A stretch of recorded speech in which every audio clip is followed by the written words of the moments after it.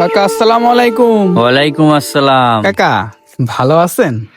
দেখলাম এইখানে সাইনবোর্ড লাগানো, এই জমিটা নাকি বিক্রি করবেন। হ্যাঁ বাবা, তুমি ঠিক শুনেছো, আমি এই জমিটা বিক্রি করব। তা কাকা, এত সুন্দর জমিটা বেচবেন কেন? বাবা, এই জমিটা বেচে মেয়ের বিয়ে দেব। ও কাকা, এইটা তো খুশির সংবাদ। তা আপনার এই জমিটা কত টাকায় বিক্রি করবেন? বাবা, আমার এই জমিটা 12 লাখ টাকা হলে বিক্রি করব। কাকা, আপনার এই জমি 12 লক্ষ টাকা না, আপনারে আমি 15 লক্ষ টাকা দেব। কি করছো তুমি? 12 লাখ টাকার জমি 15 লক্ষ টাকায় দিবা? পাগল টাগল হয়ে গেছো নাকি তুমি? না কাকা, পাগল হব কেন? আপনার এই 12 লক্ষ টাকার জমি আমি 15 লক্ষ টাকায় বিক্রি করে দেবো, কিন্তু আপনার আমার 1 লক্ষ টাকা দেওয়া লাগবে। শোনো বাবা, তুমি যদি আমার 12 লক্ষ টাকার জমি 15 লক্ষ টাকায় বিক্রি করে দিতে পারো, তাহলে তো তোমার 1 লক্ষ টাকা দিতে আমার কোনো সমস্যা নেই। কাকা সমস্যা নেই, এইটাও আমি ভালো করে জানি, কিন্তু আপনার জবান কিন্তু ঠিক রাখতে হবে। পার্টি যখন এসে আপনার জমির দাম বাইনা দেবে, ঠিক তখনই আমার 1 লক্ষ টাকা দিয়ে দেওয়া লাগবে। বাবা, আমি মুরব্বী হয়েছি তাই কি হয়েছে, আমার জুবান ঠিক আছে। যদি জমির বায়না দিয়ে যায়, আমি তোমারে 1 লক্ষ টাকা ঠিকই দিয়ে দেবো। আপনার জবান কিন্তু ঠিক রাখেন।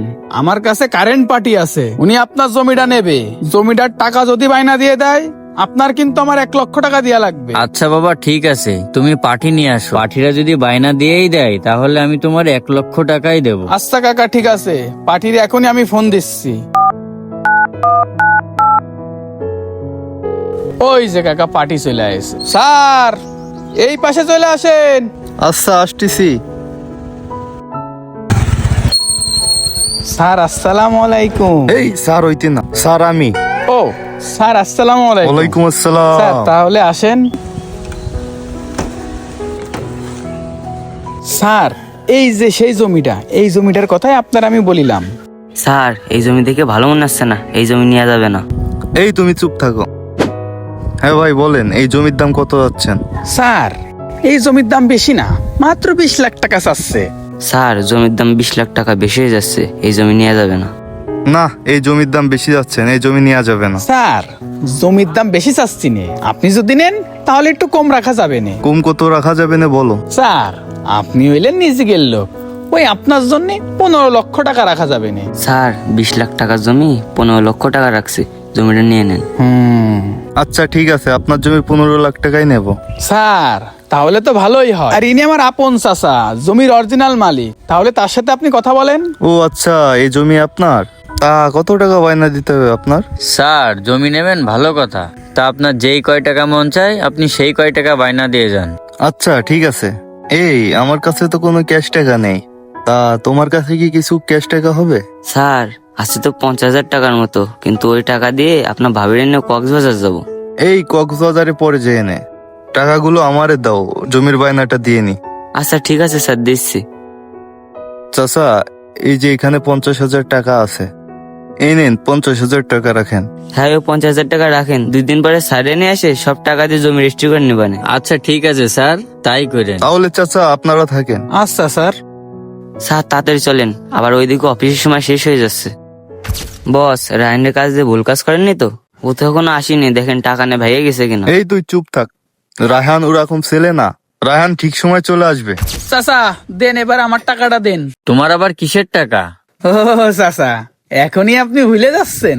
কথা ছিল না, পার্টি আপনারা বাইনা দিয়ে গেলি ইনি আমার 1 লক্ষ টাকা দেবেন।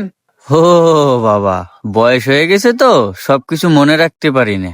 এই নাও তোমার 50,000 টাকা। কাকা, 50,000 টাকা কেন?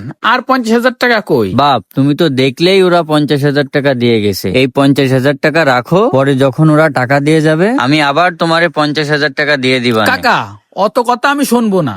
আপনি আমারে যা জবান দিয়েছেন আপনার তাই দিতে হবে, আমার 1 লাখ টাকাই দিতে হবে। আপনি যদি আমারে আর 50,000 টাকা না দেন, তাহলে আমি পার্টির সাথে কথা বলে এই জমি নিয়ে বন্ধ করে দেবো। বাবা, তুমি মাথা গরম করে না, আমি দেখতেছি, দাঁড়াও।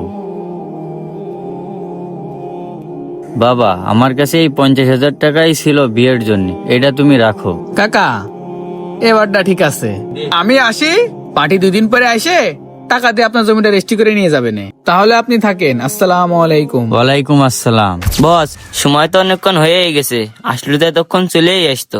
এই ওইটি আমার একদম খাস লোক, ওরে নিয়ে একদম কোনো বাজে কথা বলবি না।